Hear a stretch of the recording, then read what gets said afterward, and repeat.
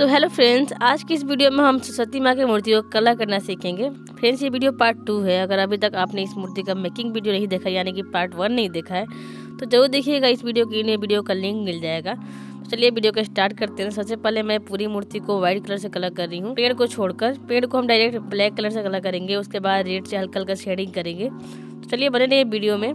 Friends, ये video थोड़ा late हुआ है क्योंकि हम किसी काम में थोड़ा दिन के लिए बिजी हो चुके थे। इसके वजह से अपलोड नहीं कर पाए वीडियो, तो उसके लिए सॉरी। और फ्रेंड्स, थोड़ा सा वीडियो क्वालिटी में भी थोड़ा सा प्रॉब्लम है क्योंकि लाइटिंग थोड़ा प्रॉब्लम है। क्योंकि मुझे ये मूर्ति एक दिन में रेडी करके देनी थी, इसलिए मैंने रातों रात इसको कलर किया है। तो कोई नहीं, आप एडजस्ट कर लीजिएगा थोड़ा बहुत। फिर भी मैं A to Z प्रोसेस आपको दिखाऊंगी इस वीडियो में। तो बने रहिए वीडियो में, मिलते हैं आपसे वीडियो के एंड में।